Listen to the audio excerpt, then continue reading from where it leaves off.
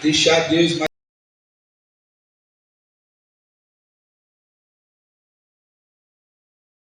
bate, mas sabemos que quem nos orienta e nos dá força para poder continuar é o Senhor.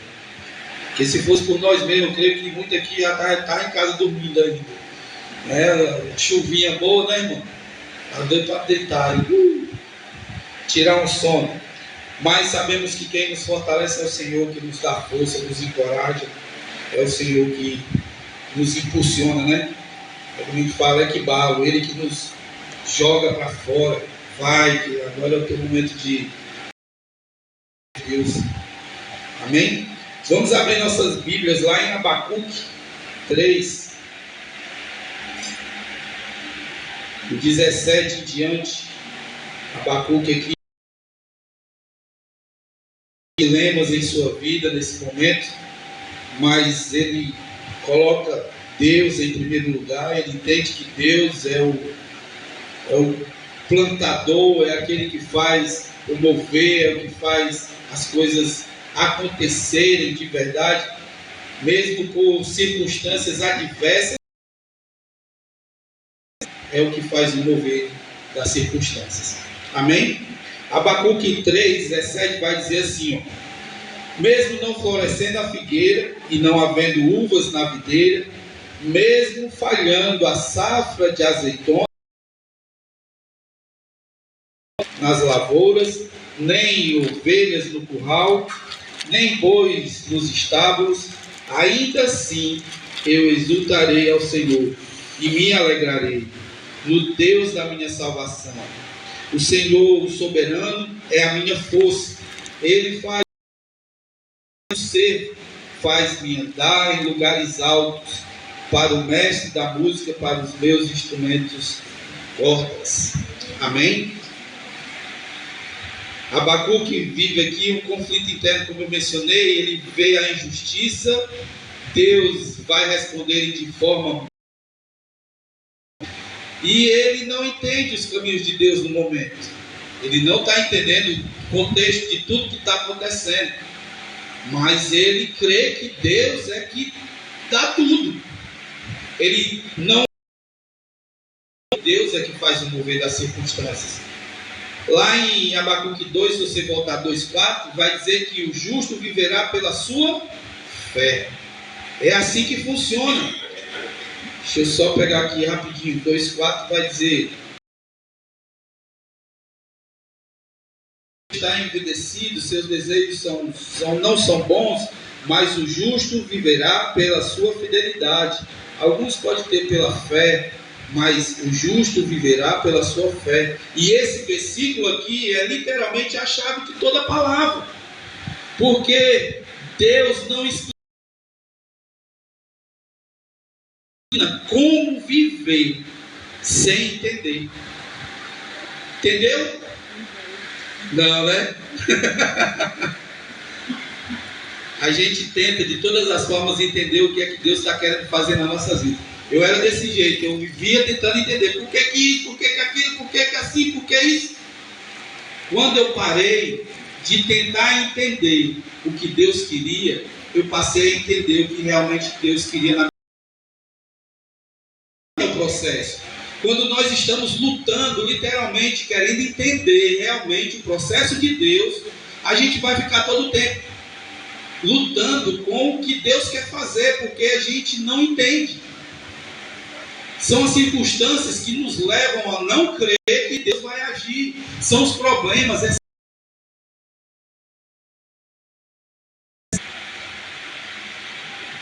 E a gente passa a querer entender o processo de Deus e começamos a ter essa luta constante com Deus.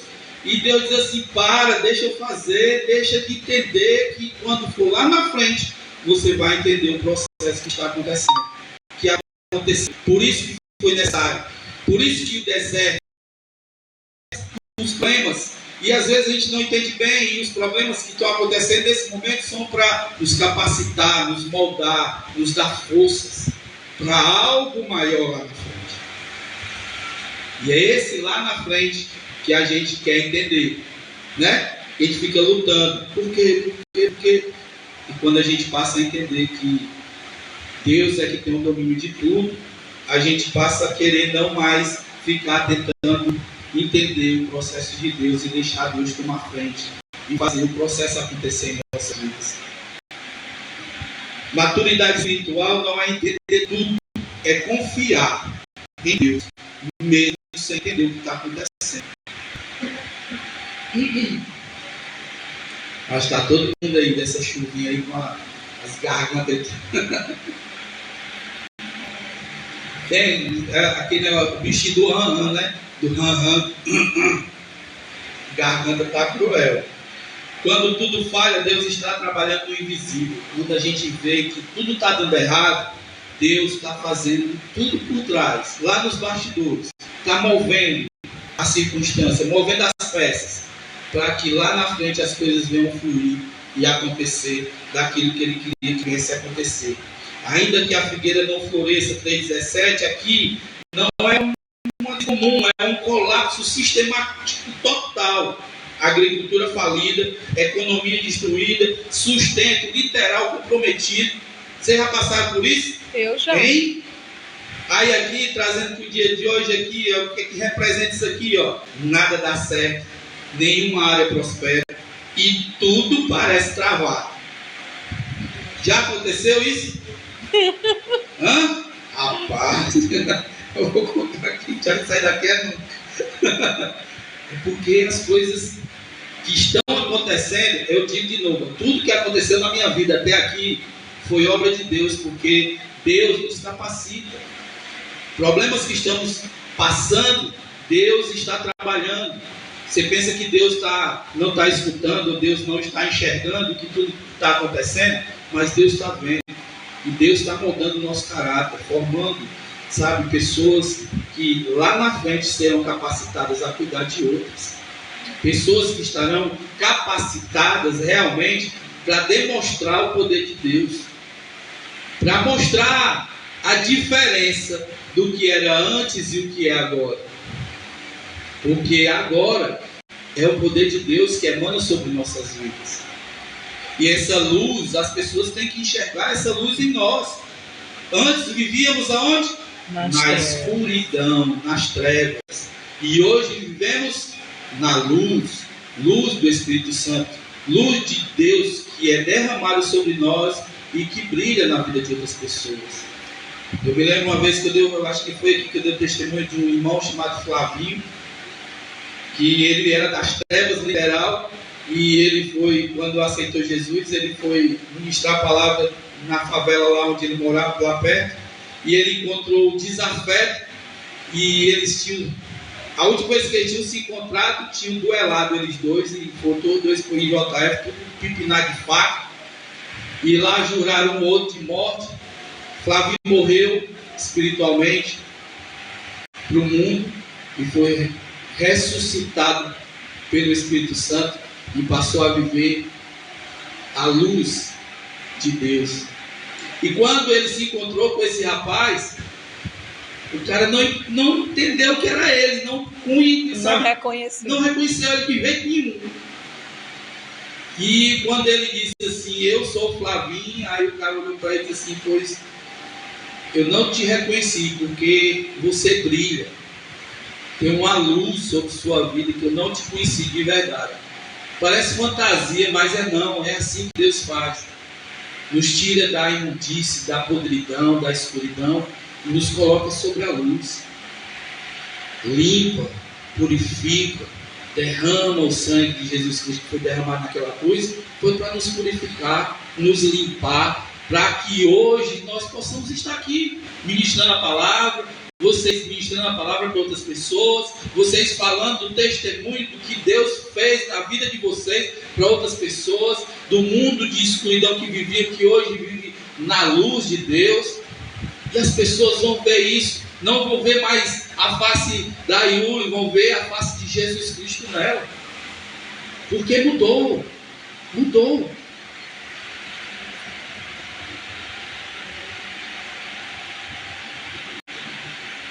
Isaías 64:4 vai dizer: nem olhos viram Deus além de ti, quem trabalha para aquele que nele espera. É esperar no Senhor.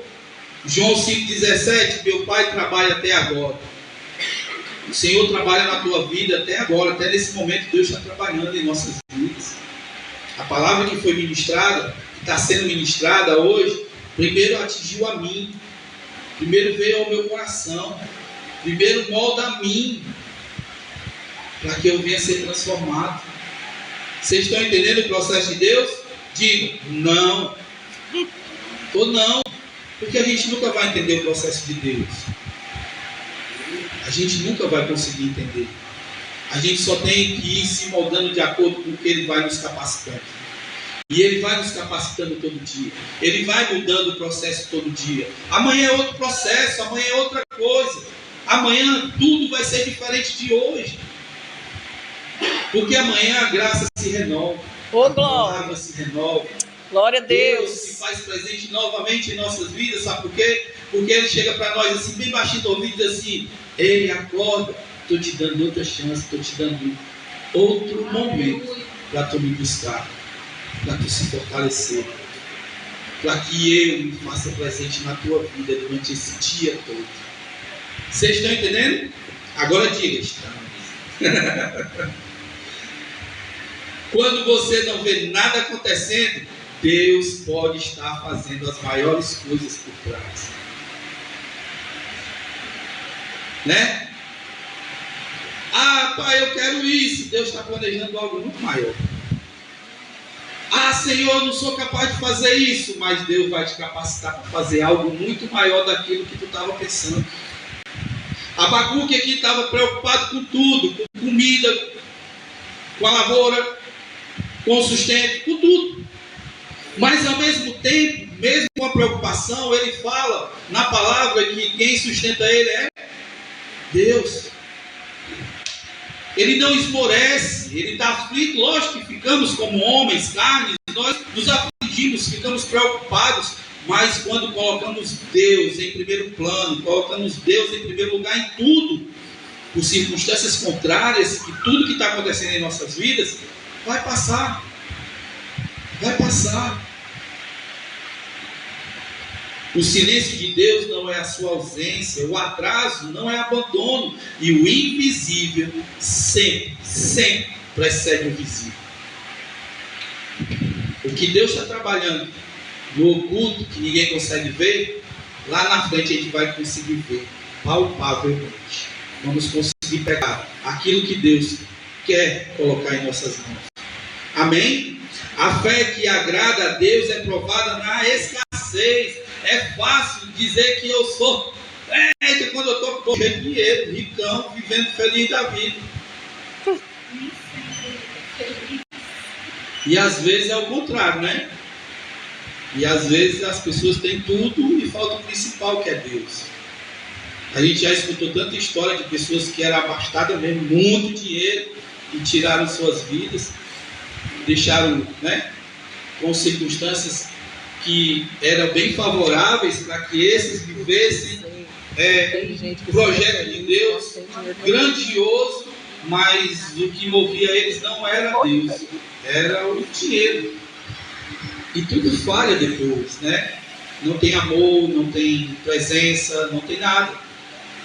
Porque a presença real é só o dinheiro, é só... E quando as circunstâncias batem, aí você sofre, você se penaliza, porque não tem o Deus. Na escassez é que vemos o mover de Deus de verdade, porque Deus está moldando nosso caráter, como eu sempre estou falando aqui. É a dependência de Deus, independente. Hoje eu posso dizer para você que eu sei viver na escassez, como também sei viver na bonança. Se eu for contar meu testemunho aqui da escassez aqui, como antigamente o pessoal dizia, até burro chora, né? Na caminhada. Porque Deus molda para que venhamos ter processos grandiosos lá na frente. Deus tira tudo. Eu tinha dinheiro, meus amados. Eu morava aqui, pertinho onde o pastor Denis morava ali, na Rogaciano Leite. Morava em apartamento, meu filho estudava no colégio bom. A Dia nos acompanhou um tempo. A Dinha sabe da minha história, da Cecília. Vivia bem. Mas eu disse assim, eu quero você para outra coisa. E quando eu disse assim, Senhor, faz o teu mover na minha vida, porque eu quero te servir. Aí Deus, tu quer mesmo? Ou então bora tirar tudo que não está funcionando. Tirou até o carro. Deus tirou até o carro, passei a andar de pé, de verdade, andando de ônibus, passei para baixo. Isso não é problema para mim, não. Teve um período lá em casa que nem esquimó tinha pena de mim, que ia trazer um cubo de gelo para botar na minha geladeira, porque nem isso tinha. Passei um período que dinheiro não tinha para nada, até água eu esquentava da torneira para poder beber com a Cecília. Eu passei por esse processo de depender literalmente de Deus. No início a gente não entendia, porque Deus queria que nós viéssemos a entender que Ele que teria que ser o suficiente para nossas vidas. Mas nós ainda estávamos esperando no homem, apostando no homem. Não, o homem vai suprir, o homem vai fazer isso. E esquecíamos de Deus. Aí quando Deus... Vou contar só um testemunho. Uma vez a gente estava em casa sem comer nada, não tinha nada na geladeira, e a gente orando, aí a gente foi para o quarto. Assim disse assim, amor, o que é que vamos almoçar hoje? Eu disse, uma mordida na língua e um copo com água. Foi. A mordida na língua é para pensar que está mordendo carne, né? E o copo com água é para descer, para pensar que a carne desceu e pronto. Acabou-se. Mas vamos orar. Vamos orar. Ali passamos a entender que Deus tinha que ser o primeiro em nossas vidas. Ali passamos a entender que Deus tinha que estar no pedestal mais alto de nossas vidas. Porque orando, quando passou assim, uma meia hora nós orando mesmo, lá de joelho no chão, aí a porta bateu, aí era a Stephanie, nossa filha, aí ela vinha trazendo um peixe, era um saco de camarão, arroz de camarão, Coca-Cola, foi um banquete. Nós nos derramamos do Senhor e oramos e pedimos, Senhor, o que é que estão fazendo tão errado, que não está acontecendo, está tudo diferente, está tudo, sabe, está tudo meio conturbado. E eu digo muito que se não fosse o Espírito Santo em nossas vidas, realmente, nós tínhamos desistido. A minha graça te basta. Aí quando vem a história de minha graça te basta, a gente começa a entender esse processo. E ali, naquele momento, nós nos derramamos, caímos aos pés chorando e agradecendo a Deus. E passamos a entender que quem supre as nossas necessidades é Deus. Tudo que temos hoje foi Deus que deu. Foi Deus que está renovando. É Deus que está trazendo. Às vezes botam umas pedrinhas no rim dos outros para que pare um pouquinho. Mas é Deus mostrando que Ele é suficiente em nossa vida. Isso nunca fez tanto sentido na minha vida como se faz hoje. A tua graça me basta. As circunstâncias vão acontecer, os problemas vão surgir, mas a graça de Deus é suficiente para que nós possamos caminhar, para que o mal e o inimigo vai bater, cara, ele vai bater, ele vai estar lá, sabe, esmurrando a tua porta para que você desista, para que você largue tudo. Mas quando eu vejo, eu já pensei muito já em deixar tudo, largar tudo. Já ou não? A gente pensa, porque às vezes a carne fala mais alto.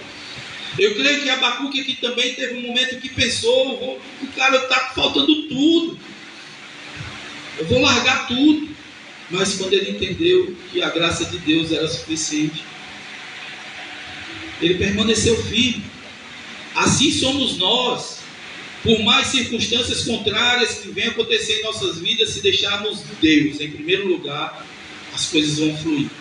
Você vai conseguir encarar as coisas com, sabe, com força, de verdade. Não vai fraquejar. Abacuque 3,18 diz: todavia eu me alegro. O todavia aqui é uma palavra de ruptura espiritual, significa independência do cenário. Minha posição não muda. Ela não muda. Todavia, tudo que possa acontecer errado, todavia eu irei te engrandecer. Me alegrar no Senhor. Me alegrarei no Senhor. Hebreus 11:6 diz: sem fé é impossível agradar a Deus. Como é que você vai agradar a Deus se você não tem fé? Todo tempo é perguntando: Senhor, isso é verdade? Senhor, isso não é. Senhor, isso é verdade? Senhor, isso não é. É fé. É fé no invisível, naquilo que não vemos. Sabemos que Deus vai fazer mover porque temos fé. Senhor, está dolorido, está ruim, não está dando certo. Aguenta, tem fé que as coisas vão mudar. 1 Pedro 1,7 diz: para que a prova da vossa fé seja achada em louvor. Eita! A fé não é provada quando tudo está bem, mas quando tudo está ao contrário. Deuteronômio 8:2 diz: para te humilhar e te provar, para saber o que estava no teu coração. Deus quer saber, ó. Apesar dele saber, ele quer que você esbraveje o que está aqui dentro do seu coração. E ele quer que seu coração não seja dividido, quer que seja só dele. Só dele, de mais ninguém. Não existe meio termo para Deus. Ou é ou não é. Tem esse negócio de estar em cima do muro. Em cima do muro, quando o gato está lá, a gente joga um sapato, ele cai lá para o lado errado, né? Ele nunca cai para o lado de cá. Vai-se embora, gato. Aí, assim somos nós. Se andarmos em cima do muro, a gente vai errar a sapatada e vai cair do lado errado. Nem quente, nem frio, morno, sai para lá. Eu não quero nada contigo, não. Eu me lembrei do morno agora, quando a cia estava ruim. Aí eu disse: amor, toma isso, amor, faz aquilo, dá um jeito de provocar, taca o dedo na goela. Eu disse: não sei fazer isso não, eu faço. Pois traz água morna. Olha, água morna. Era tanta dor que eu queria era vomitar. Assim é a palavra, nem quente nem frio, né? Ou é quente ou é frio. Ou você serve a Deus ou você serve ao mundo. Não tem esse negócio de meio termo, não. Morno é para jogar fora, para regurgitar, para, né? Se você confia em Deus ou nos recursos, se sua fé é verdadeira ou é emocional, você confia em Deus ou no que está no seu bolso? Eu tenho que confiar em Deus, porque meu bolso está zerado. Então, tem que confiar em Deus mesmo. Se meu bolso está cheio, confio em Deus mais ainda, porque o que Ele botou no meu bolso é para me abençoar, fazer a obra, ajudar outras pessoas. Assim é que Deus quer que nossos corações estejam voltados para Ele. E Deus não vai deixar faltar quando nós estamos voltados nossos corações para Ele. Porque Ele quer isso de nós. Uma vez eu estava ministrando, a pessoa diz assim: pastor, eu não posso ser rico não, pode ser milionário. Ninguém está dizendo isso. Mas a palavra diz que você deve voltar seu coração para a obra de Deus, para Deus. E quanto mais você tem, mais você abençoa. Quanto mais você faz a obra, mais Deus vai lhe dar, mais Deus vai lhe abençoar. E é assim que funciona. Ah, pastor, é barganha. Não, Ele não está barganhando com você não. Se você não fizer a obra, Ele vai arranjar outra pessoa que faz. E Ele tira a mão sobre a sua vida e deixa você caminhar sozinho. Não é assim que você quer? Caminhar sozinho? Bora ver se a gente consegue chegar até na esquina. Quando eu disse: Senhor, faz um mover na minha vida, Deus tirou tudo. Tirou o carro, tirou a empresa, tirou... moradia. A gente morava num canto. Morava num canto legal, bom. Fomos morar em outra região, lá no Damas ali. No kitnet. Onde, né? No kitnet. No kitnetzinho. Tinha 10 carros dentro do condomíniozinho. O único carro que era assaltado era o meu. Todo dia de manhã que eu abri o carro estava arrombado. Eu disse: eu não vou fechar mais não, vou deixar aberto. Os vidros tudo baixados. É só se chover, né? Mas impressionante. Todo dia os carros entravam lá na condomínio de mim e arrombavam o meu carro. Eu disse: eu não vou fechar mais não tem mais nem o que roubar, só se levar os bancos. Senhor, o carro é um empecilho? Aí quando foi um dia, a gente voltando da igreja, e tinha colocado no meu coração, e eu disse assim: amor, é o seguinte, eu vou falar para você aqui, falando para Deus e para você como testemunho. Senhor, se o carro é um empecilho para me fazer a tua vontade, pode tirar. Eu estou abrindo mão dele agora, nesse momento. Eu nunca tinha ido trabalhar no carro, né?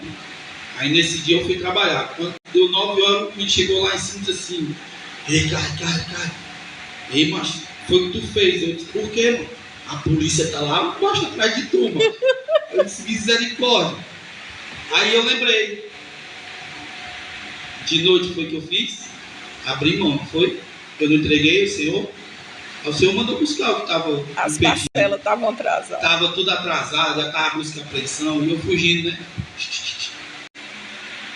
Aí Deus foi lá e levou, mandou ela buscar. E eu entreguei de boa. Eu saí da BR-116 aqui, lá no Castelão. Onde ele trabalhava. Onde eu trabalhava, na Oliveira Paiva. Até o Castelão andando, chorando e conversando com Deus, entendendo. Entender, viu? Por que eu parei de querer entender o processo de Deus? Mas estamos fazendo nada errado. Eu disse: Senhor, o que é que eu estou fazendo tanta perda? Minhas costas já estavam virando só os calombos de tanta lapada.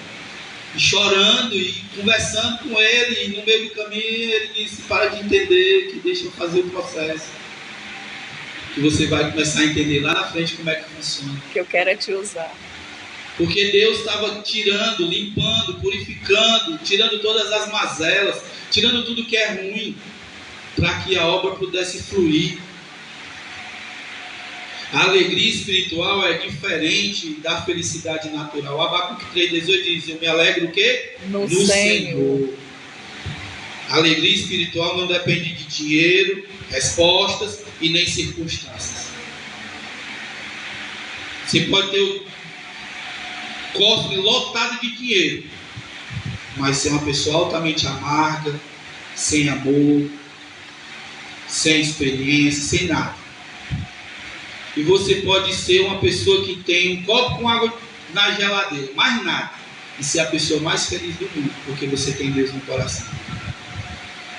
E você pode ser a pessoa mais rica do mundo e ser feliz porque tem Deus e faz a vontade dele, e Deus abençoa, e você abençoa, e Deus vai fazendo mover, e assim funcionam as coisas. A alegria de Abacuque não era a colheita farta, não era dinheiro entrando no caixa, não era a escassez de comida que ia ter com a família, era a presença de Deus na vida dele. Quando colocamos de novo Deus em primeiro lugar em nossas vidas, você pode ser rico ou pobre, nada vai influenciar o seu amor por Deus e o amor de Deus sobre sua vida. Nada. João 16:22 diz: a vossa alegria ninguém poderá tirar. Por quê? Porque a sua alegria vem de Deus. Essa semana eu estava vendo a minha prima, ela tem metástase, ela já está 5 anos. 5 anos lutando contra o câncer de mama, e ela já é metástase, já, literal. Ela já foi constatada e tudo, o médico já deu diagnóstico. Mas eu nunca vi uma mulher com tanta fé na minha vida como ela, de verdade.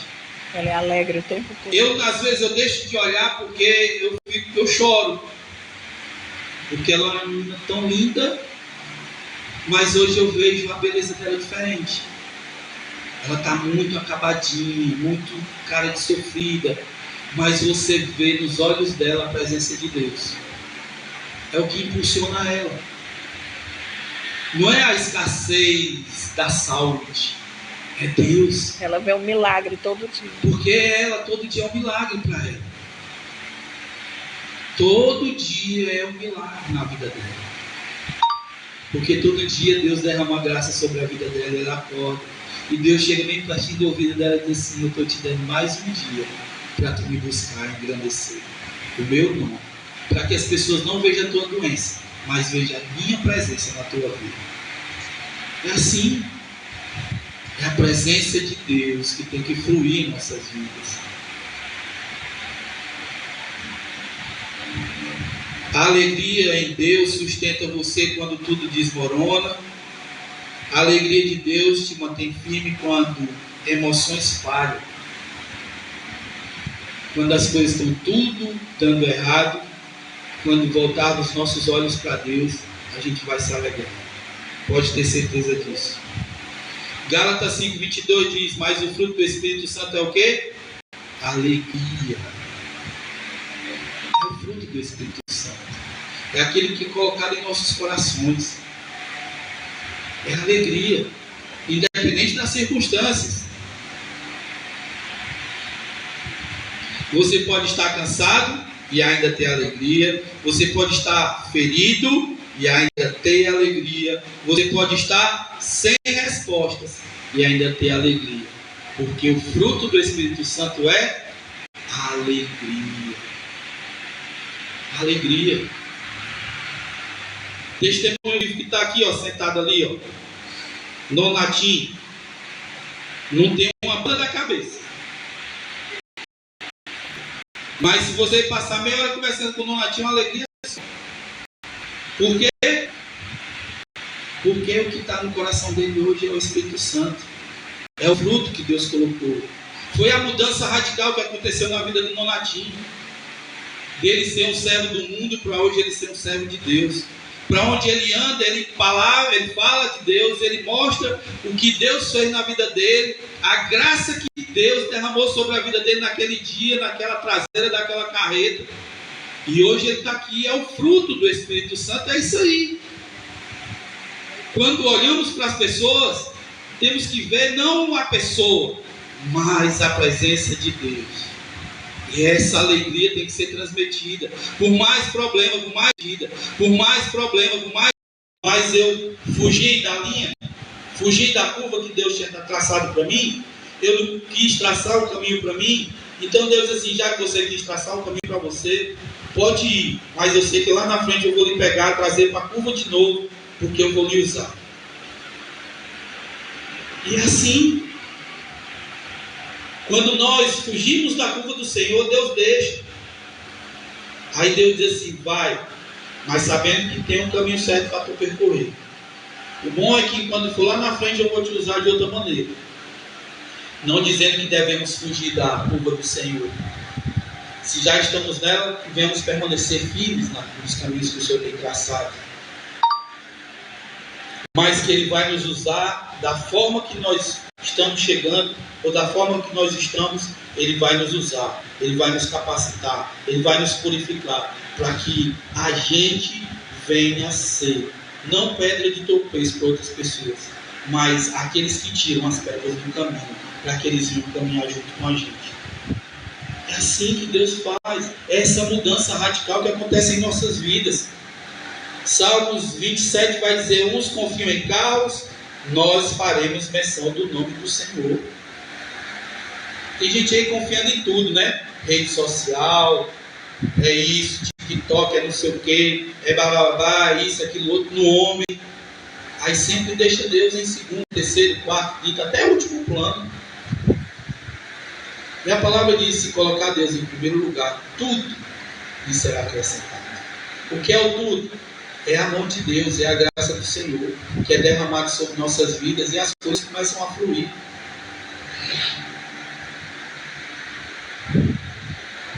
Fé imatura diz: Deus vai fazer. Não é assim? Deus vai fazer. Deus vai fazer. E se Deus não fizer? Aí morreu a fé, né? Mas a fé madura diz: mesmo que Ele não faça, Ele continua sendo Deus. Ele continua. Não é porque Ele fez isso ou deixou de fazer aquilo que Ele vai mudar de ser Deus. Ele, agora eu vou virar TikTok da vida, é? Não, Ele continua sendo Deus. Fazendo ou não fazendo, Ele continua. Tem aquela música, né, que fala, né? Tem uma música que fala isso, né? Se Deus fizer, Ele é Deus. Deus usa crises para te levar a um nível mais alto. Estou já terminando. Abacuque 3,19 diz: faz os meus pés como os da costa. Por que os pés da costa? Porque é firme, forte, leva cantos inusitados. Ela anda em cantos que a gente fosse correr, caiu na mesma hora. Tem aqueles bodes lá dos Alpes, você já viu já? Que fica naqueles bem estreitinho andando. É daquele jeito que Deus faz com a gente. Nos leva a cantos inusitados. Onde você menos espera, Deus está lá te levando, te jogando. A costa sobe lugares difíceis com estabilidade. Tiago 1:2-4 tem como motivo de toda alegria o passardes por várias provações. Provações, vamos passar todo dia, constância, mas a constância de Deus também é todo dia em nossas vidas. Romanos 8:28 diz: todas as coisas cooperam para o bem. De quê? Todas as coisas cooperam para o bem. Tudo Deus está moldando. Tudo Deus está moldando nosso caráter. A crise não vem só para te ferir, ela vem para te desenvolver. É aquilo que eu falei no começo. Às vezes pensamos que os problemas que estão acontecendo é para nos derrotar, para nos tirar do eixo, sabe, causar crise emocional, crise de todo jeito. Mas quando paramos e colocamos Deus no centro dessa crise, passamos a entender que o momento é de trato. Deus está nos tratando.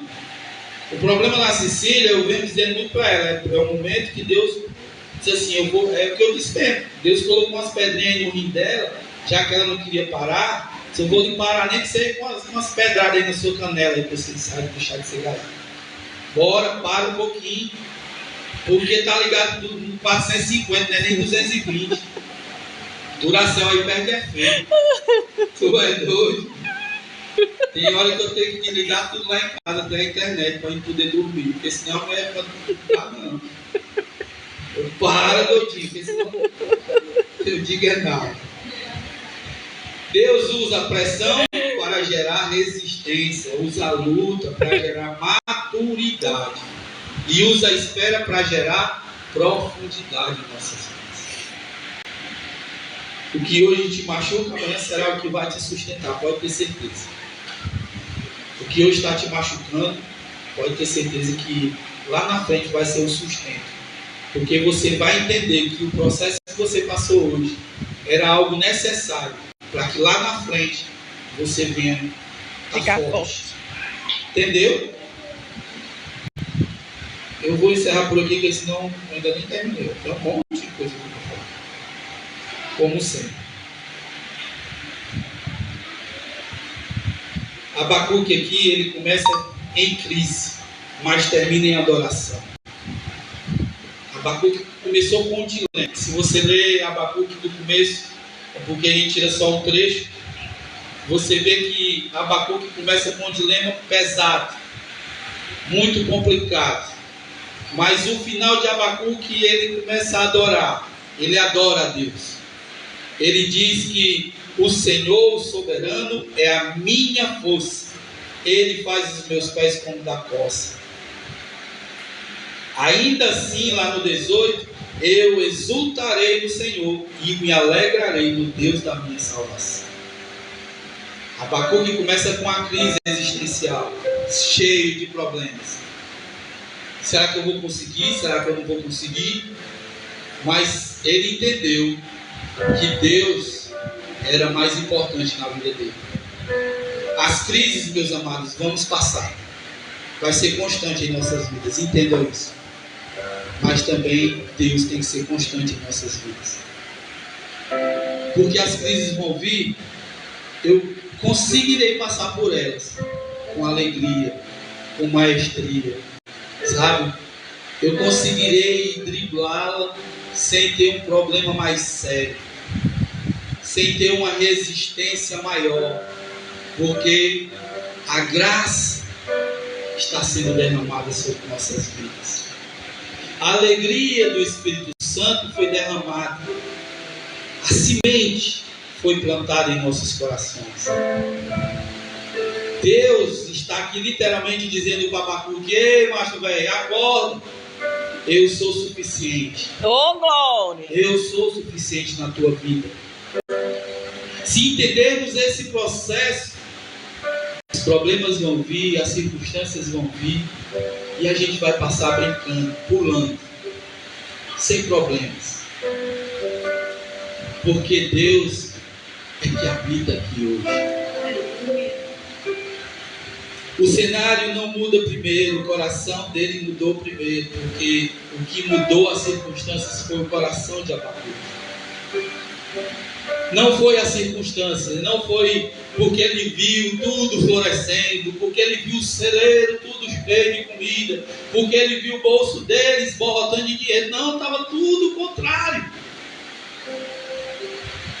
Mas o que ele levou primeiro para o coração foi Deus. E quando Deus penetrou de verdade em seu coração, ele entendeu que a graça de Deus bastava. Assim temos que ser nós também. Se entendermos que a graça de Deus basta em nossas vidas, tudo vai fluir. Os problemas, as doenças. Quando temos fé, a gente passa por esses problemas, sabe? Rindo lá no final. Hoje Deus está te levando para um nível diferente. Está mudando. Está te entregando algo novo. E Ele está dizendo: eu sou Deus, independente das circunstâncias. Ele está te levando a um nível onde você vai confiar mais em Deus. Confiar sem ver, confiar sem temer. Ele está querendo que na sua adoração você venha sentir literalmente Ele, a presença dEle, o toque dEle na sua vida.